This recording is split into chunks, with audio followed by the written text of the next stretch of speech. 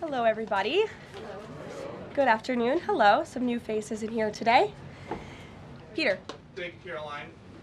Based on the way that things stand right now, is Operation Southern Spear about drugs or is it about oil?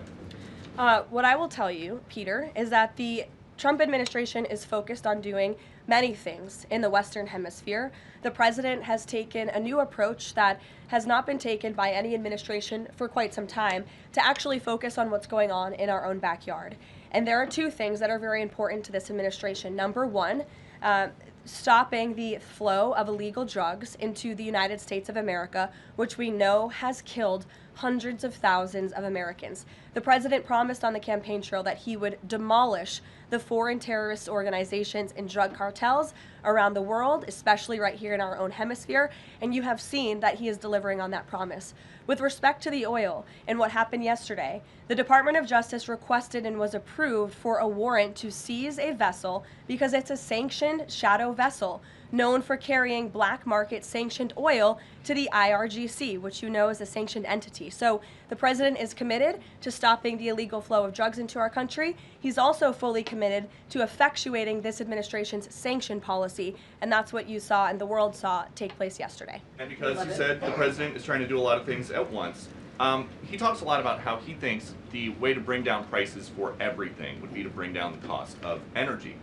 Would he use this seized Venezuelan oil to try to help Americans with affordability here in the United States? Well, what I can tell you right now, the vessel has been seized, as you know, and the Department of Justice did that in conjunction with the Coast Guard and the Department of War. The vessel is currently undergoing a forfeiture process right now.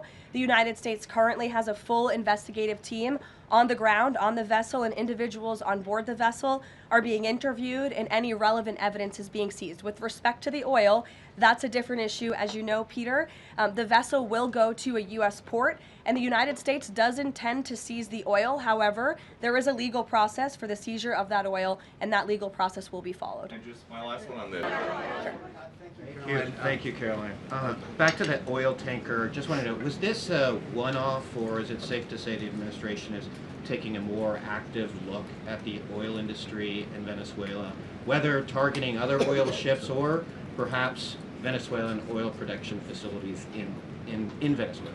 Well, I won't broadcast any future actions from the administration, but I will just reiterate that the Trump administration is executing on the president's sanction policies and the sanction policies of the United States, and we're not going to stand by and watch sanctioned vessels sail the seas with black market oil, the proceeds of which will fuel narco-terrorism of rogue and illegitimate regimes around the world. Ellie, go ahead. On Venezuela, does the president consider the seizure of the oil tanker an escalation or a step towards war with Venezuela?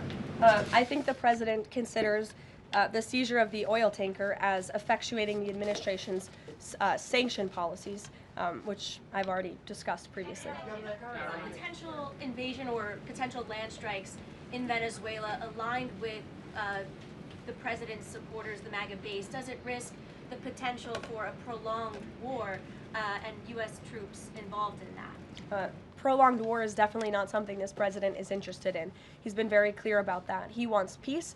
He also wants to see the end of illegal drugs being trafficked into the United States and taking the lives of hundreds of thousands of Americans across our country. And he's thinking about that every day here at the White House. With every drug boat that is taken out by this administration, we are saving thousands of lives by deterring those drugs and stopping those drugs from flowing into our country. You will all